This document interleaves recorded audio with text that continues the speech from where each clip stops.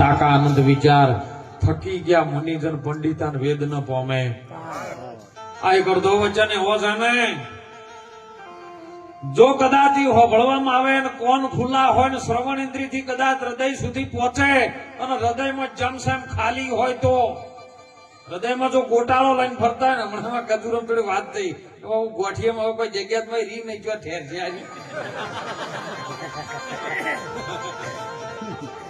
કીધું પણ આ તો જો ગુરુ મહારાજ નો શબ્દ છે ને બ્રહ્મગ્નિ છે ગોઠિયા જ્યાં હોય તરત બાળીને ભસ્મ કરવાની તાકાત છે ના એટલે જો પવિત્ર થઈ જાય ને હૃદયમાં ઠેરી જાય ને તો એના જીવનનું પરિવર્તન કંઈક અલગ થાય જ્યાં સુધી આપણામાં પરિવર્તન ના આવે ત્યાં સુધી ગમેલા ઘડા ખકડાવો પેટીઓ વગડાવો અને મંજીરાની દોડીઓ તોડી નાખો તો મેળવવાનો નથી ગાવે બતાવે કે કરે કિલોલા ના પડે કાળધામ ચેતા પથરા પાણીમાં ભીતર રહે પણ અંદર કુછ ન ભેદા 6 વર્ષ સુધી પથરાને પડ્યો રાખવાનું પાણીમાં બહાર કાઢો એટલે ખાલી ઉપર ઉપર પડ્યો પણ મોય કોરો ધાકોરો હોય પથ્થરના તમે કરી નાખો ટુકડા અને કરી નાખો એને ભૂકો 12 મહિના પછી કાઢો ને તોય રે હુકો ને હુકો સડે નર સુધરે નહીં શું સાધુ કાશે સંતોને ઠપકા રૂપી વાણી એવી આપી છે ને સાહેબ સુંદર વાણીમાં વાત કહી સાહેબ આજનો દિવસ મારે આનંદ ભરેલો ઉજો જો રાત છે પણ દિવસ ઉગે અને મારા રુદિયામાં હરખ ના માય ગુરુના પાવલિયા તમે ધોઈ ધોઈને વાડીમાં બધું આવશે હો જેમ માથે ફીટ આવે ને ત્યારે લેજો મારા કે ગુરુના તો કે ચોબડાનો જોડો શીવડાવવો આ શરીરમાં રંગ ચડાવવું હિરલા ટંકાવવું મોતી ટંકાવવું ગુરુને પહેરાવવું ને તો ગુરુના તોલે તો ગુરુ કઈ જગ્યાએ છે આપણે નક્કી કરવું જોજો શબ્દો જ આવશે ગુરુ કઈ જગ્યાએ છે આપણે નક્કી કરવો તો ગુરુ મહારાજ ભગવાન કૃષ્ણજી ગીતામાં કહે છે ઘણું અણુમાં નહીં અણુ એ જ હું છું એ વાંચવા વાળા ગમે એમ કરતા હોય અણુમાં જતો રહે તો અણુ મોટું થઈ જાય નીરો નાનો થાય આ નાનો થાય એવો છે साहेब सबका बाप है बेटा किसी का नहीं बेटा होकर जो अवतार तो साहेब नहीं जननी ना कुखे आवे नहीं बाप ना बीचे उत्पन्न न થાય અને એવી મહાપુરુષોની વાત છે સાહેબ સંતોની વાત છે કે તમે હાથે સપોઈ માળા તો જો જેને જેને ઉપદેશ લીધો એની વાત ના લીધો એની કોઈ ચિંતા નહીં હાથે જપે છો માળા મુખથી જપે છો જાપ અરે શ્વાસે શ્વાસે તો જપી લો તો એ અજંપા તો પછી ભજન ને સ્મરણ તમારે જનાથી કરવું કહો હાથે જતો રહે મુખે જતો રહે શ્વાસે જતો રહે તો પછી ભજન શનાથી કરવું જો આ રીત તમને આવડે ને પણ ગુરુ મહારાજ જોડે ધ્યાનથી એક ચીતે બેઠા હોય તો પણ જ્યારે ગુરુ મહારાજ બેઠા હતા મોબાઈલ ખોલીને બેઠા હોય બાપુ આ એપ્લિકેશન હારી છે બાપુ શું કોણ છે એપ્લિકેશન નું કહો વગર એપ્લિકેશન આવે બધું એટલે મહાપુરુષે કીધું મુખે ભજેશો માનવી અને હૃદય છે ભજેશો અરે સુરતાથી ભજે કોઈ સંત છે કરી લે ઉનકી છે આ બધું જતું રહે ને તો તમારી સુરતાથી તમે પરમાત્માને ભજી શકો અને સુરતવા દ્વારા જ શબ્દ મળી શકો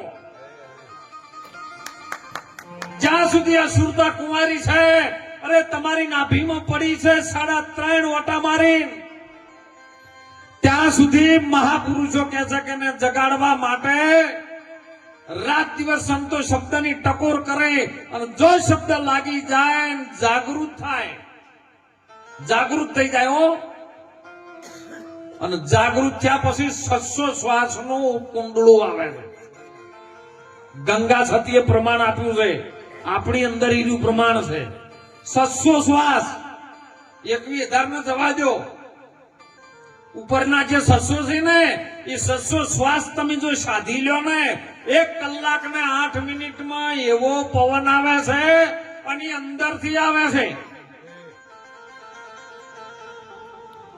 જે ઇંગ્લાન્ડ પિંગલાનો જે પવન આવે ને બહારલી બાજુ જાય નસકોરામાં, આ બાજુમાં ઇંગલા જાય, આ બાજુ પિંગલા જાય. પિંગલા સૂર્ય નાડી છે, ઇંગલા ચંદ્ર નાડી છે. આ બે જો ચાલે છે ની બહાર જોય છે, ભ્રમણ કરે છે. પણ જે મધ્યમાંથી જ્યોથી આવે છે ને ઈ નાડી છે ને ઈ નસકોરામ ના આવે. ઈ તમારા પાછલા ભાગમાં બંકનાળમાં જે 7 ચક્ર વેધે ને અને એમાં પહેલું મૂળ આધાર ચક્ર, મૂળ આધાર અને મણિપુર ચક્રની વચ્ચે સ્વાધિષ્ઠાન ચક્રની અંદર આરી કુંડળી મારીને બેઠી છે. ઈ છે તમારી અસલ શક્તિ, જેને મહાકાળી કહો તો યાદી. સાહેબ તમે જાગૃત કરો એમ, અને જાગૃત ચોથી નહીં થાય ને ચોથી ગમે એટલા તંબુરા તોડી નાખો તો મેળ નહીં કહી ભાઈ. અને તમારા હાથમાં છે, તમારી પાસે છે સાહેબ વસ્તુ વાળી. કોઈ બીજા પાસેથી ઉછીની નથી લેવાની, પણ તમારું ધ્યાન એમાં નથી. ધ્યાન રાખશો તો આ વાતનો મેળ પડી જાય હો.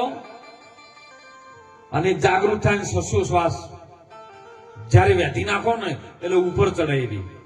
કારણ કે જોથી 3.5 ઓટા મારીને મુખ ખુલ્લું રાખીને પડી જાય. 24 કલાક 8 પોર ને 32 ઘડી એ મુખ એનું ખુલ્લું હોય છે.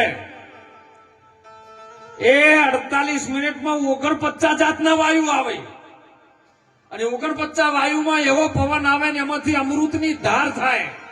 જામ ભોળાનાથના મંદિરમાં જન ઉપરથી જે ધારનું ટીપું પડે છે ને એવું એક ટીપું હો, એને અમૃત બુંદ કહે છે, સંજીવની કહે છે સંતોને શાસ્ત્રોની ભાષામાં, જેને અમૃત બુંદ.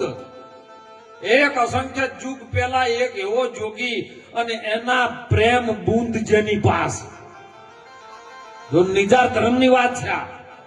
અસંખ્ય યુગો પહેલા એક એવો જોગી પ્રેમ બુંદ જેની પાસ વાસુકીના ઘેર અલીલા રાણી. વાસુકી નામનો નાગ છે ને એના ઘેર અલીલા. અલીલા રાણી એટલે અલીલ, જે હુકાય નહીં કે લીલું નહીં એવું અલીલ. હેજી એલી મારી અલીલ બુંદ થી બની આ ધરતી.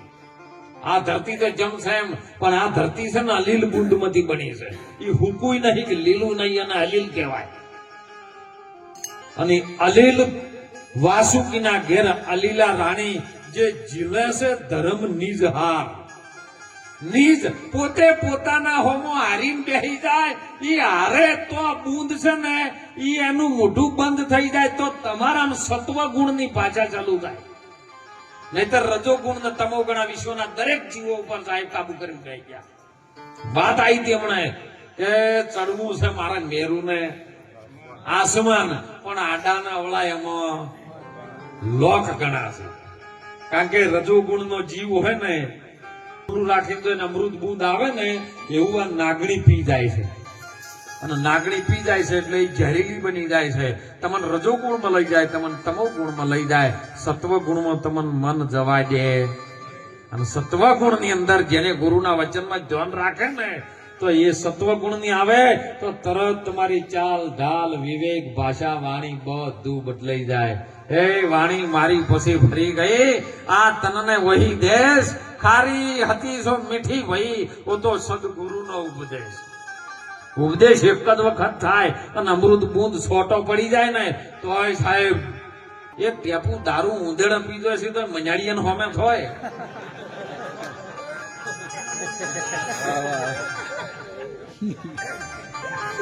તો આ તો અમૃત બુંદ છે સાહેબ.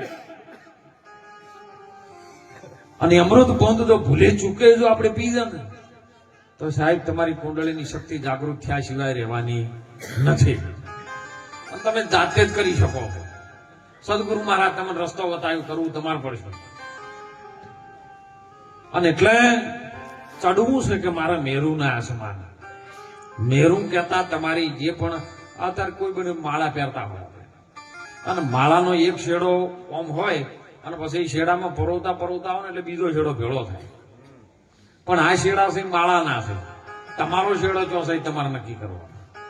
એ બે શેડા એક મણકામાં આવે. બે શેડાના મણકા 107 પૂરા થઈ જાય ને પછી 8મો ઉપર રહે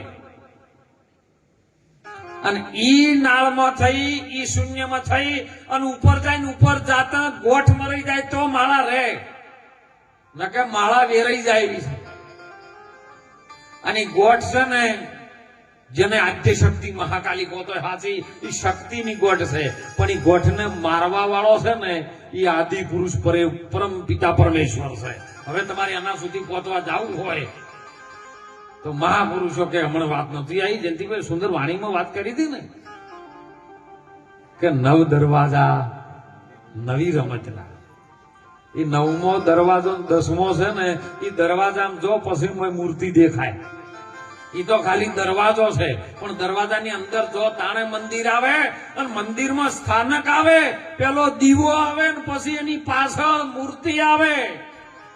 હવે ઘણી કહેવાતું નહીં કે દીવા પાછળ અંધારું પણ તું દીવો જોઈને પાછો વળ્યો પાછળ નહીં ગયો પાછળ મૂર્તિ હતી. દીવા પાછળ અંધારું ના હોય દીવા પાછળ તો મૂર્તિ હોય પણ મૂર્તિના દર્શન કરવા હોય તો એક ચિત્ત હે અર્જુન લગામ તારા મનને લગામ આપી દે લગામ લગાઈ દે મનને તો આ 10 ઇન્દ્રિયો તારા કબજામાં આવી જાય અને 10 ઇન્દ્રિયો પર જે સવાર થઈ જાય ને પછી ઇન્દ્રિયો તારું કીધું કરે. પરમાત્મા સુધી પહોંચવા માટે ઇન્દ્રિયનો વિષય નથી વાણીનો વિષય નથી અને માઇક ઉપર બરાડા પાડવાનો વિષય નથી. પરમાત્મા સુધી પહોંચવા માટે શાંત થવાનો વિચાર છે. 10 ઇન્દ્રિયો તમે કબજે કરી લો અને એના ઉપર તમે બેહી દો ને તે આ રથની જે ઇન્દ્રિયો છે ને પોચ જ્ઞાન ઇન્દ્રિયો અને પોચ કર્મ ઇન્દ્રિયો મન બુદ્ધિ ચિત્ત અહંકારી તો અંતકરણની ઇન્દ્રિયો છે.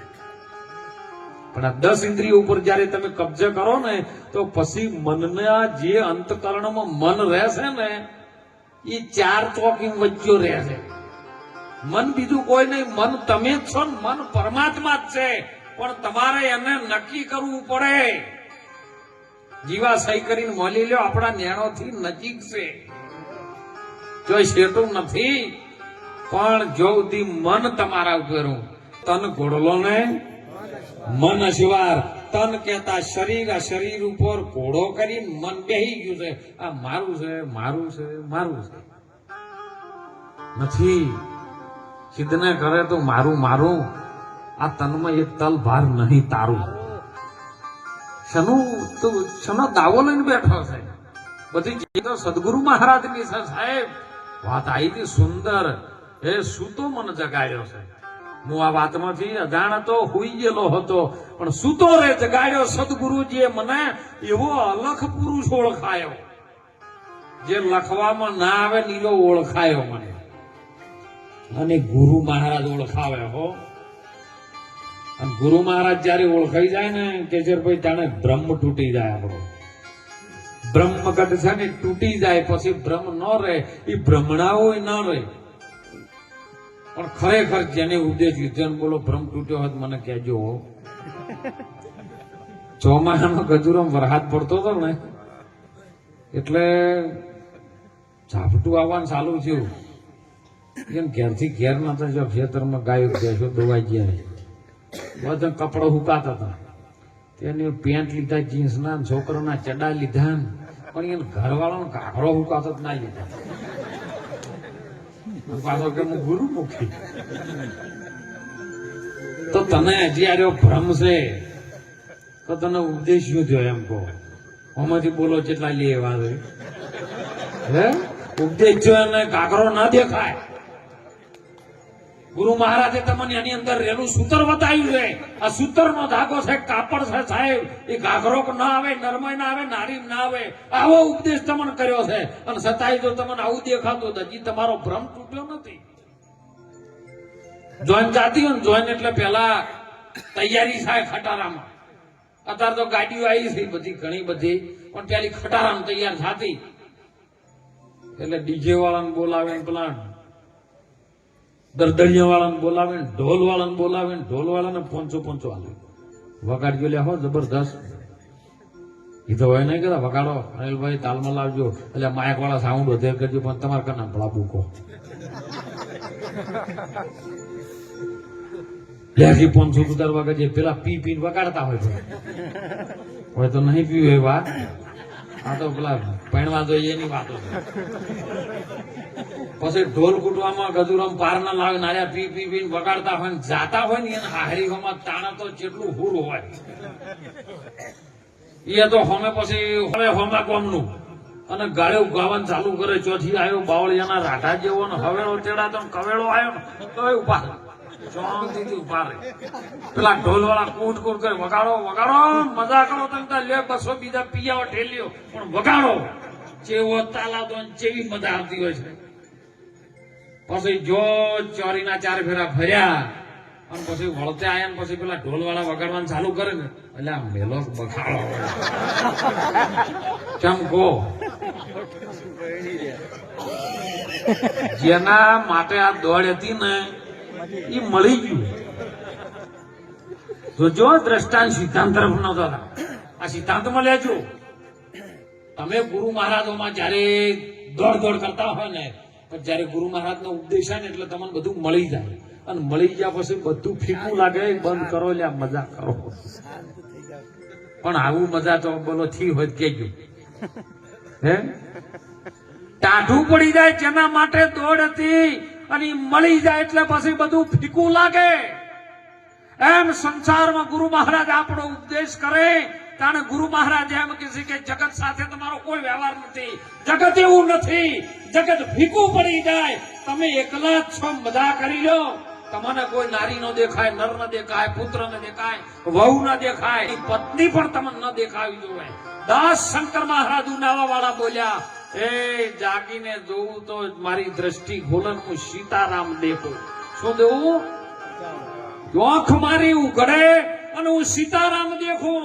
બોલો તમારી ઓખ અવાર ઉઘડતી હોય અને બોલો સીતારામ તમારા ઘરવાળી તમને દેખાય તો સાચો ઉપદેશ ન કહેજો. ના એ તો મારા ઘરવાળી છે. સાહેબ ઉપદેશ જેવી જેવી વસ્તુ નથી અને સનાતન ધર્મના સંતો કરી શકે આજકાલના નહીં.